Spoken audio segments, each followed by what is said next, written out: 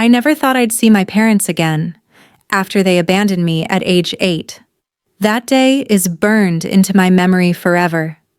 Mom and Dad dropping me off at Grandma Margaret's house with just a small backpack of clothes, promising they'd be back soon. "We just need some time to sort things out," Emily Mom had said, not quite meeting my eyes.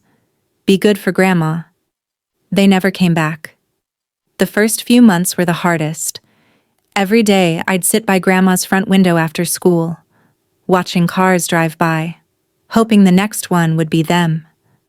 Every night I'd cry myself to sleep wondering what I'd done wrong, why I wasn't good enough for them to stay. But Grandma Margaret was my saving grace. "You're perfect, just as you are, my sweet girl," she'd tell me, wiping away my tears. "Some people aren't ready to be parents, and that's not your fault. But I'm here, and I'll always be here." Grandma Margaret wasn't just any grandmother. She was brilliant, sophisticated, and as I later learned, incredibly wealthy. But you'd never know it from how she lived. Our home was modest. She drove an old Toyota, and she still worked as a high school principal because she loved shaping young minds. The only hints of her wealth were her impeccable taste in art, and the way she'd sometimes casually mention her investments while reading the financial papers. Under Grandma's care, I flourished. She encouraged my love of science, hired tutors when I struggled with math, and celebrated every achievement no matter how small. When I won first place in the state science fair at 13, she threw a huge party and invited all my friends. "That's my girl," she beamed, hugging me tight. "You're going to change the world someday." Life settled into a comfortable rhythm. Grandma and I against the world. She never spoke badly about my parents, but she made sure I knew their absence wasn't my fault. "Sometimes people make choices they can't take back," she'd say wisely. "But those choices reflect on them, not on you." I stopped thinking about my parents, stopped hoping they'd return, stopped caring why they left. I had Grandma, and that was enough. She was more than enough. Then came my 18th birthday. Grandma threw me an elegant party at her favorite restaurant, invited all my friends, and gave me a beautiful necklace, a delicate gold chain with a small key pendant. "This is more than just jewelry, Emily," she said mysteriously. "Keep it safe. You'll understand when the time comes." I didn't know then that it would be our last celebration together.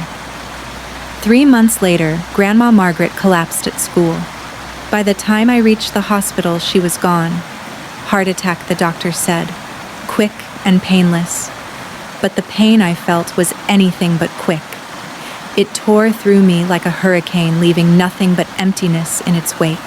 The funeral was beautiful, just as Grandma would have wanted. Her former students filled the church, sharing stories of how she changed their lives. I sat alone in the front row, clutching the key necklace she'd given me, trying to be strong like she taught me to be. That's when I saw them. My parents walked into the church like they belonged there, like they hadn't abandoned their daughter a decade ago. Mom's hair was grayer. Dad had gained weight, but I'd have known them anywhere. My heart stopped, then started racing. They made their way toward me, faces full of what looked like concern. "Emily, sweetheart," Mom said, reaching for my hand. I pulled away instinctively. "We came as soon as we heard." "We're so sorry about your grandmother," Dad nodded solemnly. "We know it's been a long time, but we're here now. You'll come home with us, of course. You're still a minor for a few more months, and we're your legal guardians." I couldn't believe what I was hearing. 10 years of silence. And now they wanted to play happy family. "I'm not going anywhere with you," I managed to say, my voice shaking with anger. Grandma Margaret was my home now. Emily, Mom said, her voice taking on a stern edge I remembered from childhood. "Don't be difficult. We're your parents. You have no choice in this matter." "Actually," a deep voice interrupted, "she has every choice." We turned to see a tall man in an expensive suit walking toward us, carrying a leather briefcase. "I'm Richard Bennett, Margaret Montgomery's attorney, and we need to have a conversation about your grandmother's will." My parents' expressions changed instantly. Mom's eyes lit up with barely concealed interest, while Dad straightened his tie nervously. "Of course," he said smoothly.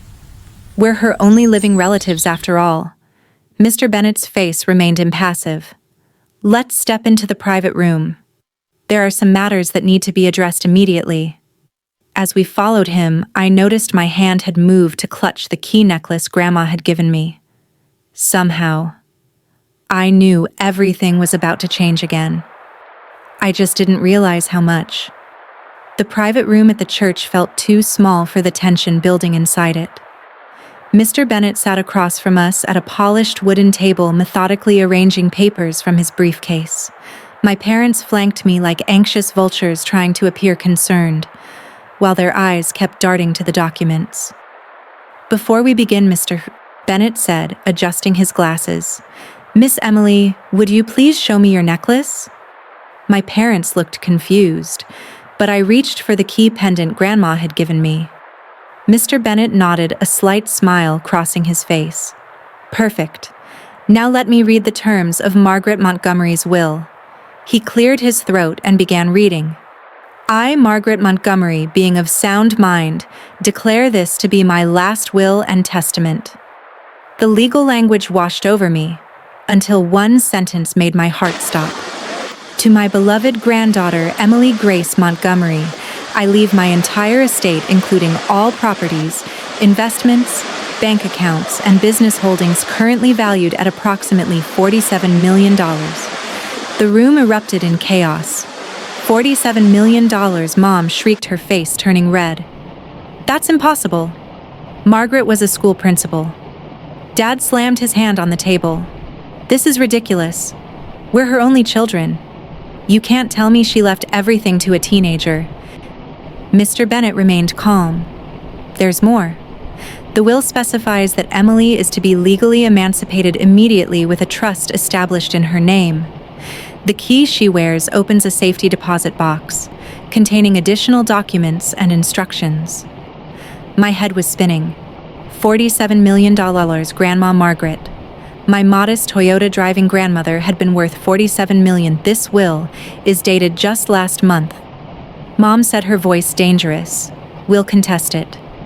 Emily's still a minor. We're her legal guardians, and we have rights." "Actually," Mr. Bennet interrupted, "you surrendered those rights 10 years ago." He pulled out another document. "This is a copy of the abandonment charges Margaret filed against you both after you left Emily. You never responded to the court summons, so she was granted full legal custody. You haven't been Emily's guardians for a very long time." I watched my parents' faces transform. The fake concern melted away, replaced by naked greed and fury. "Emily, sweetie." Mom tried again, her voice honey sweet. "You don't understand what you're doing. Let us help you manage this. We're family. Family." The word felt like poison in my mouth. Where was family when you left me? Where was family for 10 years while Grandma Margaret raised me? "We made a mistake," Dad said quickly. "We were young, struggling. But we're here now. We can make it right. Make it right." I stood up, shaking with anger. "You're only here because you found out about the money. Did you even care that Grandma died? Did you ever care about me?" Their silence was answer enough. Mr. Bennet cleared his throat. "There's one more thing. Margaret left a letter for you, Emily."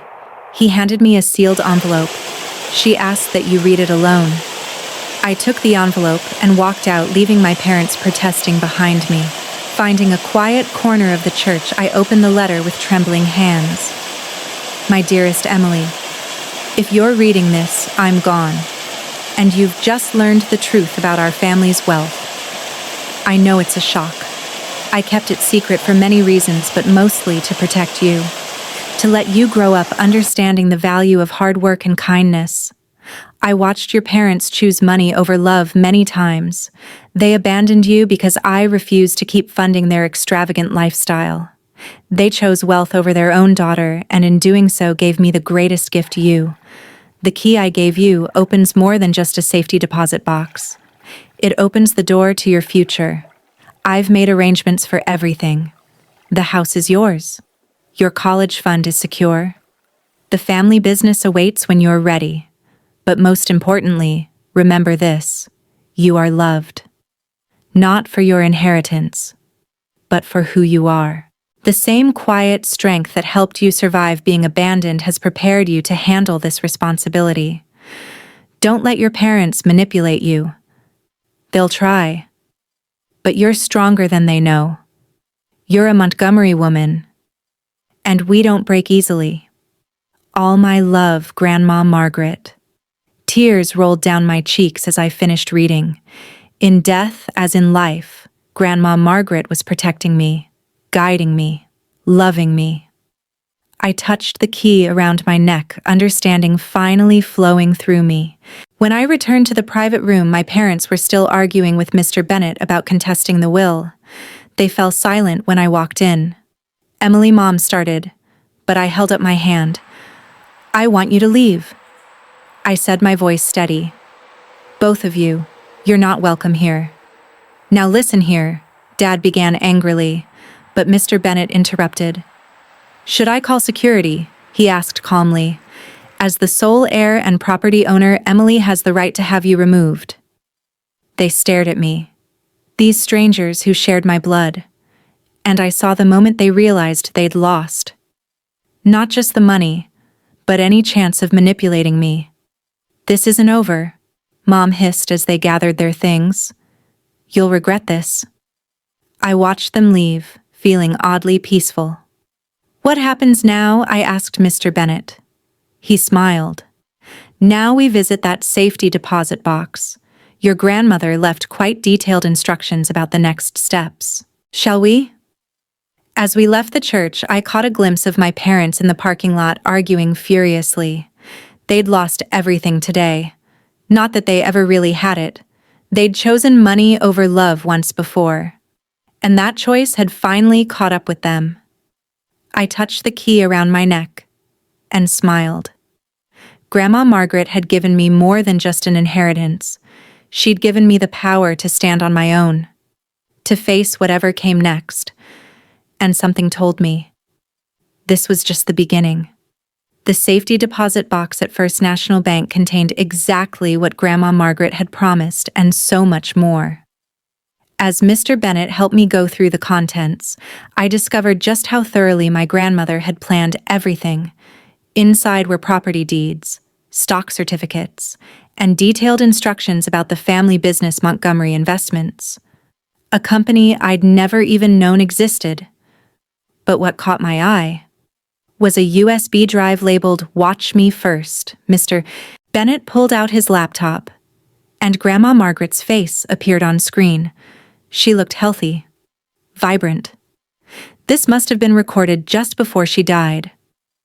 Emily, my darling girl, she began, her familiar smile warming my heart. If you're watching this, then everything has happened as I expected. Your parents showed up at my funeral, didn't they? Trying to claim what was never theirs to begin with. I gasped. Even from beyond, she'd known exactly what would happen.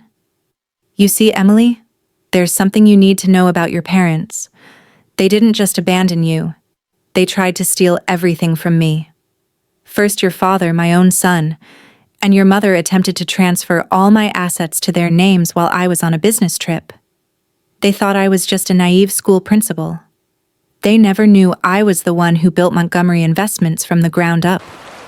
She paused, her expression hardening. When I discovered their scheme, I gave them a choice. Stay and live modestly while learning the value of hard work. Or leave. They chose to leave. They left you behind, thinking I'd come begging them to return. They never understood that.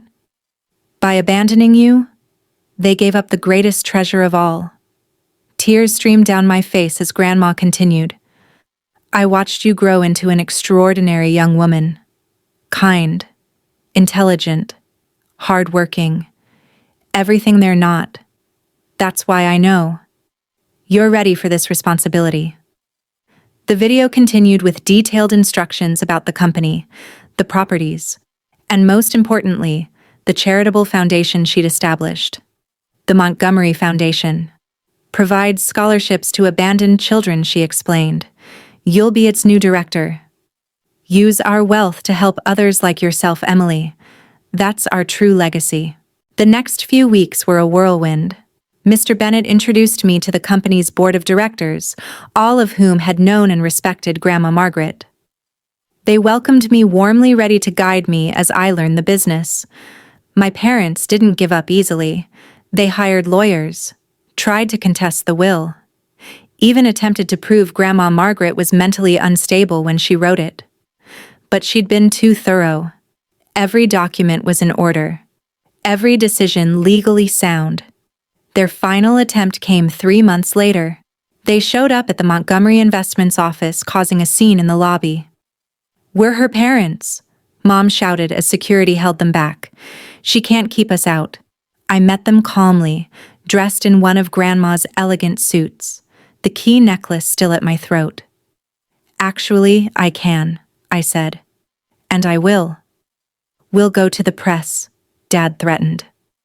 "Tell everyone how you stole our inheritance." I smiled, channeling Grandma Margaret's quiet strength. "Go ahead. Tell them how you abandoned your 8-year-old daughter. Tell them how you tried to steal from your own mother. I'm sure the press will love that story." They deflated, finally understanding they'd lost everything. Not just the money, but any chance of manipulating me. "Goodbye," I said firmly. "Don't come back." As I watched them leave, I touched the key around my neck, feeling Grandma's presence with me. That evening, I approved the first round of scholarships from the Montgomery Foundation. 20 children from broken homes would get a chance at a better life. Sitting in Grandma's old office, my office now, I looked at her photo on the wall and smiled. She'd given me more than just an inheritance. She'd given me purpose, strength, and the power to help others. The old Toyota still sits in my garage, even though I could afford any car I want. It reminds me of where I came from, of the humble, hard-working woman who taught me that true wealth isn't about money, it's about how you use it to make the world better. Sometimes I wear her old principal blazer to board meetings. The board members who knew her smile when they see it. They understand. I'm not just Margaret Montgomery's heir, I'm her legacy. As for my parents, I heard they moved to another state, telling anyone who will listen about their ungrateful daughter. But their words can't hurt me anymore. I know who I am. I'm Emily Grace Montgomery. And like my grandmother before me, I choose love over money, kindness over greed, and helping others over helping myself. That's what real family does.